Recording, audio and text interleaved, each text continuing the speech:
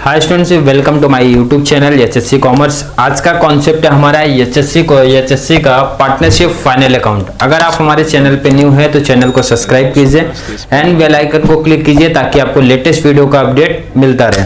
तो चलिए स्टार्ट करते हैं।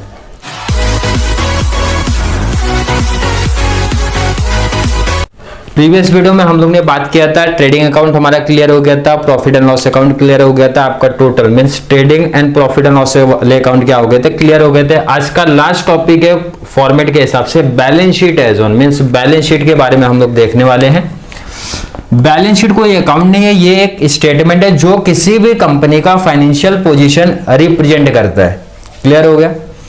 तो यहाँ पे एक साइड आपका लायबिलिटीज रहता है, दूसरे साइड हमारा क्या रहता है, एसेट्स रहता है। लायबिलिटीज मींस आपकी जो भी कंपनी के, जो भी ऑर्गेनाइजेशन का, जो भी फर्म का कर्जा रहता है, डेप्ट रहता है, वो लायबिलिटी साइड में रिकॉर्ड करते हैं। जो भी प्रॉपर्टीज रहती है उसको कहाँ पे रिकॉर्ड करते हैं, एसेट साइड में रिकॉर्ड करते हैं। क्लियर है। यहाँ पे थोड़ा सा बैलेंस शीट के बारे में थोड़ा सा थ्योरी देख लेते हैं क्या लिखा गया। Balance sheet is a statement, इसीलिए ध्यान देना आपने, बैलेंस शीट अकाउंट नहीं लिखा जाता, बैलेंस शीट एज ऑन लिखा जाता है। जो भी आपका डेट रहता है वो आपका ईयर मेंशन करना पड़ता है। Balance sheet is a statement showing financial position of A firm. किसी भी फर्म का वो फाइनेंशियल पोजीशन रिप्रेजेंट करता है balance sheet. Liabilities are recorded to its left hand side. Left hand side में आपको लायबिलिटीज रिकॉर्ड करना पड़ेगा एंड एसेट साइड में आपको क्या record, means right hand side में आपको क्या रिकॉर्ड करना पड़ेगा, एसेट्स। क्लियर। तो फर्स्ट हम बात करेंगे लायबिलिटी साइड के बारे में। तो सबसे पहले लायबिलिटीज मींस आपको क्या कॉन्सेप्ट याद रखना है कि ये हमारा जो भी कंपनी के हिसाब से जो कर्जा रहेगा यहाँ पे रिकॉर्ड किया जाएगा, और असेट्स मींस हमारा क्या होता है, जो भी प्रॉपर्टी रहेगा वो आपका एसेट साइड में रिकॉर्ड किया जाएगा। लायबिलिटीज की बात करें तो सबसे पहला और सबसे बड़ा लायबिलिटीज किसी भी कंपनी के लिए क्या रहता है, उनका कैपिटल रहता है। तो आप क्या लिखोगे, कैपिटल। कैपिटल किसका एग्जांपल लेते हैं, आपका पार्टनरशिप वाला टॉपिक है तो पार्टनर ए की मैं बात करूंगा और पार्टनर बी की बात करूंगा। क्लियर है। प्रीवियस लेक्चर में हम लोग ने बात किया था फाइनल अकाउंट की, हम लोग ने वहां पे बात किया था। तो फाइनल अकाउंट में कौन सा, प्रॉफिट एंड लॉस वाला पार्ट। तो मैंने बोला था जब आप टैली करते हो तो आपको नेट प्रॉफिट मिलता है, अदरवाइज नेट लॉस मिलता है। तो प्रॉफिट मिला तो मैंने क्या बताया था आपको, कैपिटल में आप लाके क्या कर दो, प्लस कर दो। क्लियर है। तो जो आपका कैपिटल रहेगा उसमें आप क्या करोगे, इसको प्लस करोगे। और अगर आपका लॉस होता है तो आप क्या कर दोगे, माइनस कर दोगे। क्लियर है। प्रॉफिट एंड लॉस वाला क्लियर कर दें, जहां पे प्रॉफिट है आप वहां पे क्या कर देना, माइनस। तो फर्स्ट हमारा आता है कैपिटल वाला पार्ट, और जो भी वहां पे रहेगा वो प्लस हो जाएगा। क्लियर है, यहां तक कोई दिक्कत नहीं आ रही। ठीक है। उसके आगे क्या कर्जा रहता है कंपनी के ऊपर, तो सेकंड हमारा रहता है लोन। क्लियर है। लोन किसी भी कंपनी के ऊपर ऑलरेडी लायबिलिटी से लोन बोल सकते हो, आपको सब में अदर नाम से भी आता है, बैंक लोन भी आ सकता है, अदर लोन भी आपको दिखेगा, या फिर ऐसा भी कुछ आपको दिखता है 10% bank loan, 12% bank loan, 8% bank loan. Bank loan में आपका लोन ही हो गया, तो ये भी आपका ऑलरेडी क्या हो गया, कर्जे हो गए। क्लियर है। और आपका क्या यहाँ पे लायबिलिटीज वाले पार्ट में आपका आता है क्रेडिटर्स। आपने क्रेडिट परचेज किया, मैंने किसी से सामान क्रेडिट परचेज किया तो आपको पेमेंट करना पड़ेगा। जब तक आप पेमेंट नहीं करते तो पार्टी मेरे लिए क्या हो जाएगी, क्रेडिटर्स, कर्जा है हमारे ऊपर। और इसी के साथ क्रेडिटर के साथ ही दूसरा क्या अटैच रहता है, बिल्स पेबल। बिल का अमाउंट पेमेंट करना है, एग्रीमेंट हुआ रहेगा, आपने देखा रहेगा, क्रेडिटर्स एंड बिल्स पेबल, उसके साथ में बिल्स पेबल रहता है। नेक्स्ट आगे आपको क्या आ सकता है, जनरल रिजर्व, दूसरा नाम इसका क्या है आपका, रिजर्व फंड। पार्टनर्स अपने प्रॉफिट का जो कुछ पैसा साइड में रखते हैं, पार्टनर्स अपने प्रॉफिट का कुछ पैसा साइड में रखते हैं कि फॉर इनकेस आगे चल के हमारा बिजनेस लॉस में जाता है तो इस पैसे को हम लोग यूटिलाइजेशन करेंगे, अदरवाइज हमारे बिजनेस को ग्रोथ करना है तो ये पैसे का हम लोग यूज कर सकते हैं। तो ये लायबिलिटीज है बिजनेस के ऊपर। क्यों? क्योंकि हमारा फाइनल अकाउंट मींस आपका बीके का अकाउंट्स का प्रिंसिपल बोलता है कि आपका बिजनेस अलग है, बिजनेसमैन अलग है। तो जो हम ये अकाउंटिंग ट्रीटमेंट करते हैं वो बिजनेस के हिसाब से करते हैं। तो बिजनेस का पैसा नहीं है ये बिजनेसमैन का पैसा है, उन्होंने अपने प्रॉफिट से कुछ पैसा साइड में रखा है, तो ये बिजनेस के ऊपर क्या हो जाता है, कर्जा हो जाता है। नेक्स्ट आपका आएगा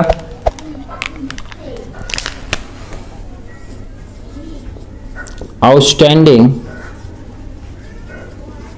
एक्सपेंसेस, और इसी के साथ इसका अपोजिट आएगा प्रीपेड इनकम। ये दो वर्ड आपको क्लियर रखने। आउटस्टैंडिंग एक्सपेंसेस, कोई भी एक्सपेंसेस जो आउटस्टैंडिंग है वो मेरा क्या हो जाएगा, लायबिलिटीज हो जाएगा। एग्जांपल में दे सकते हो, जिससे ये क्लास में पढ़ा रहा हूं तो क्लासेस का रेंट मेरा क्या है, क्लासेस का रेंट हमारा क्या है, एक्सपेंसेस है। अब लास्ट मंथ का मैंने रेंट नहीं दिया तो हमारे लिए क्या हो गया, लायबिलिटीज वाला पार्ट। क्योंकि फाइनल अकाउंट क्या बोलता है, कोई भी एक्सपेंसेस अगर मैंने आउटस्टैंडिंग रखा है तो वो हमारा लायबिलिटीज का पार्ट हो जाएगा। क्लियर है। प्रीपेड इनकम, उसका उल्टा भी बोला उन्होंने कि अगर आपने इनकम ज्यादा रिसीव किया तो आपके ऊपर क्या रहेगा, वो भी लायबिलिटीज का पार्ट है। जैसे एग्जांपल आप देखोगे, इनकम का सोर्स क्या है हमारा, फीस। अब किसी स्टूडेंट 11th में उसने 12th का भी फीस पे किया, मतलब फीस मेरा इनकम है बट उसने 12th का भी फीस पे किया, मींस प्रीपेड इनकम। तो 12th का फीस जो उसने पे कर दिया वो 12th का फीस मेरे लिए क्या हो जाएगा, लायबिलिटीज का पार्ट हो जाएगा। क्लियर है, यहां तक कोई प्रॉब्लम नहीं आ रही है। तो ये आपके लायबिलिटीज वाले पार्ट हो गए क्लियर। मोस्ट ऑफ इतनी ही लायबिलिटीज आपको दिया रहता है। पीएफ आपको दिखेगा, प्रोविडेंट फंड भी आपको रहेगा यहाँ पे।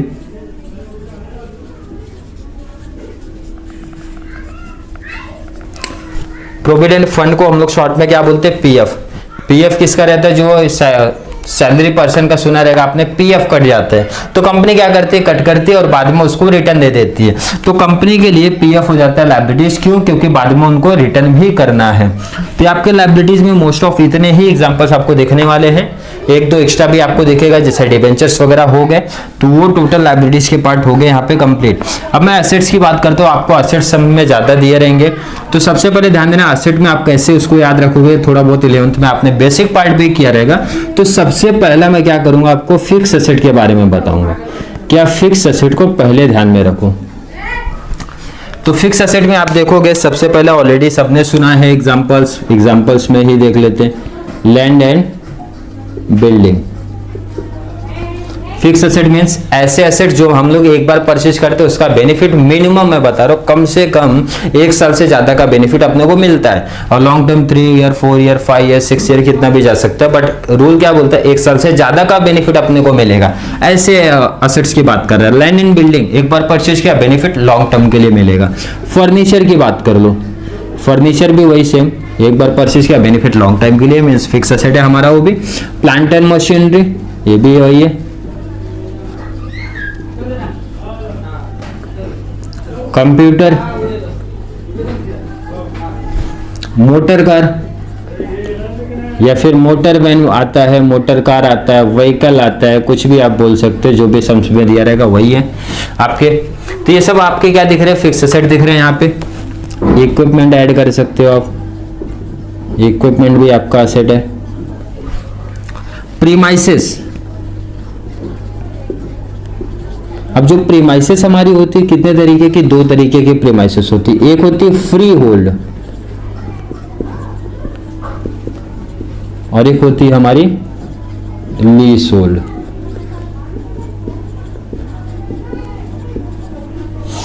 दोनों एसेट ही है, lease hold premises. Free hold तो आपने सुना रहेगा, लीज होल्ड भी देखा रहेगा आपने। कोई भी प्रॉपर्टी जो लीज पे दी हुई होती है, तो लीज पे कैसा देते हैं देखा रहेगा आपने, 99 ईयर्स के लिए लीज पे दे देते हैं। किसी भी ट्रस्ट वगैरह वैसा प्रोवाइड कर देते हैं 99 ईयर्स के लिए।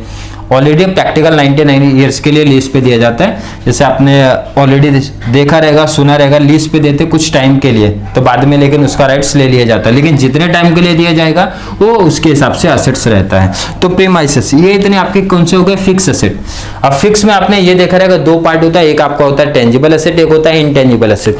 तो यहाँ पे मैंने बात किया टेंजिबल एसेट के। टेंजिबल एसेट मीन्स क्या होता है आपका, विच कैन बी सीन और टच, जिसको मैं देख सकता हूँ, टच कर सकता हूँ। आपने देखो एग्जाम्पल, लैंड एंड बिल्डिंग मैंने परचेज किया, देख भी सकता हूँ, टच भी कर सकता हूँ। फर्नीचर की बात कर लो, प्लांट एंड मशीन, जितने भी यहाँ पे एग्जांपल दिख रहे हैं सब आप देखोगे, सबको देखा जा सकता है, टच किया जा सकता है। अब जो इनटेंजिबल एसेट है वो भी आपको ध्यान में रखना, और इनटेंजिबल को मैं यहाँ पे लिख रहा हूँ।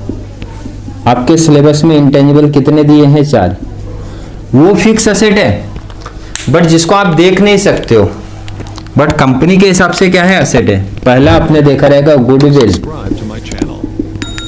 गुडविल किसी भी कंपनी का जो मार्केट में इमेज होता है, मार्केट में जो उसका नाम होता है, जो गुडविल के थ्रू आपने सुना रहेगा, गुडविल के थ्रू पैसा जो आता है उनको, तो ये हमारा क्या होता है, असेट। और कोई भी कंपनी को गुडविल क्रिएट करने में, गुडविल बनाने में काफी टाइम जाता है। और गुडविल एक बार आपका मार्केट में बन गया तो उसका लॉन्ग टर्म बेनिफिट मिलता है अपने को, क्योंकि एक बार मार्केट में अपनी कोई भी कंपनीज का नाम हो गया, कोई भी जैसे एग्जांपल क्लासेस का नाम हो गया, तो उसका फायदा बहुत सारा मिलता है। मींस आपको बिना ऐड के भी बच्चे ऑलरेडी आ जाएंगे। क्यों? क्योंकि तुम्हारा मार्केट में अच्छी इमेज क्रिएट हो गई है, मार्केट में अच्छा नाम है तुम्हारा, तो गुडविल के थ्रू पब्लिक आएगी, तो वो होता है हमारा गुडविल का पार्ट। नेक्स्ट और क्या है,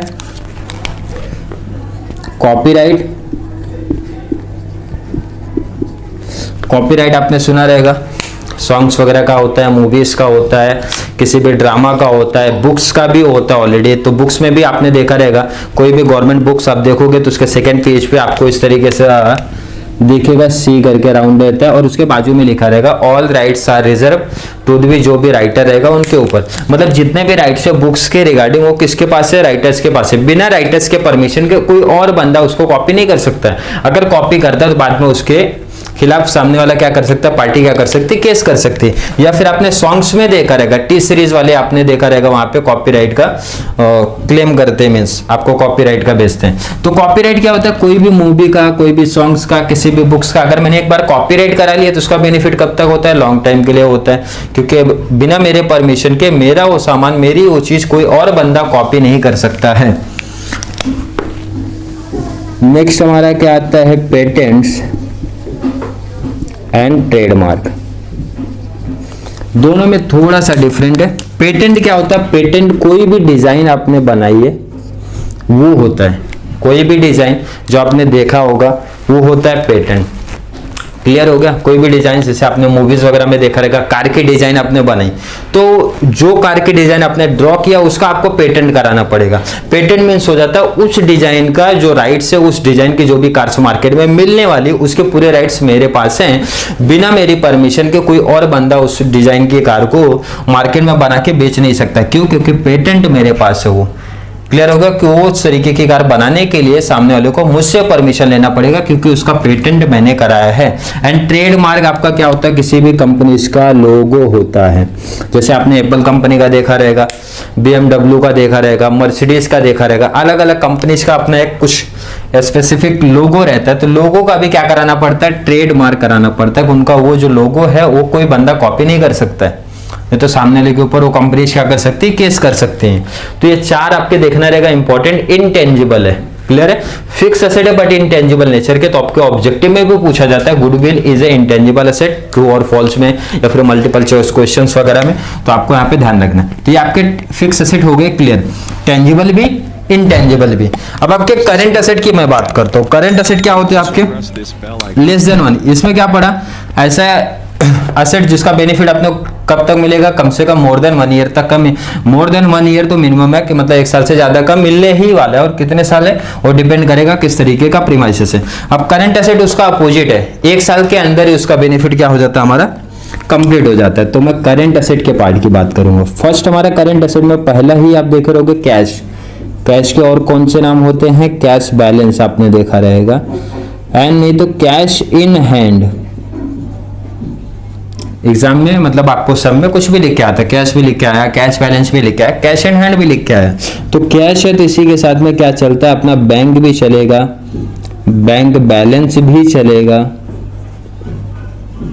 एंड लास्ट हमारा कैश एट बैंक। जो कैश अपना बैंक में, cash at bank means bank ही माना जाता है वो, ठीक है।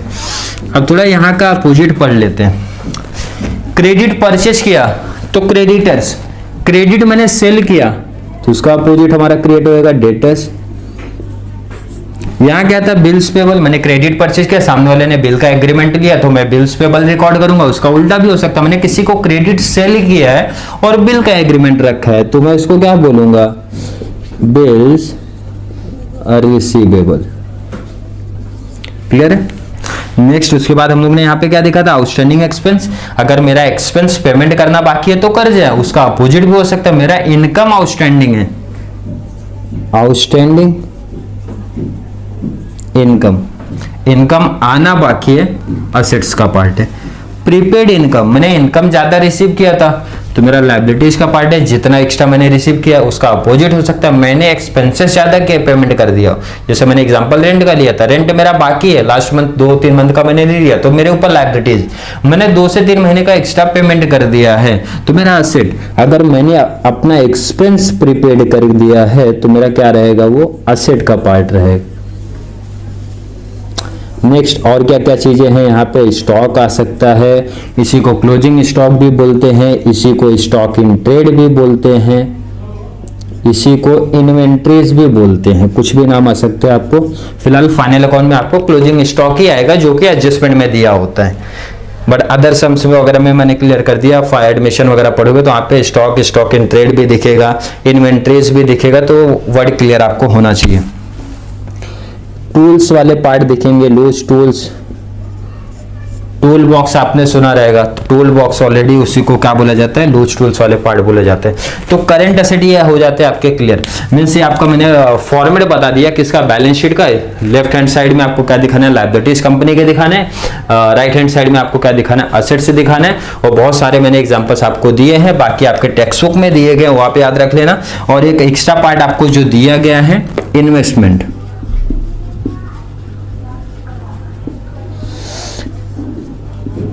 इन्वेस्टमेंट क्या होता है, कंपनीज ने क्या किया, कुछ अमाउंट को इन्वेस्ट कर दिया है, तो इन्वेस्टमेंट हमारा क्या हो जाता है, असेट का ही पार्ट है।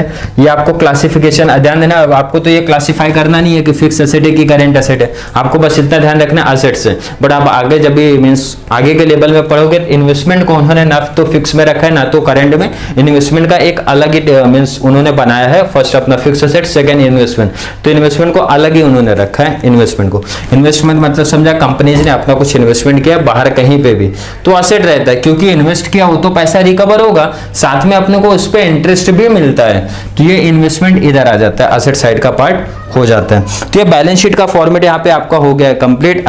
नेक्स्ट वीडियो में हम लोग बात करेंगे फाइनल अकाउंट के एडजस्टमेंट के बारे में। आई होप आपको बैलेंस शीट का फॉर्मेट समझ में आया होगा। Thank you so much.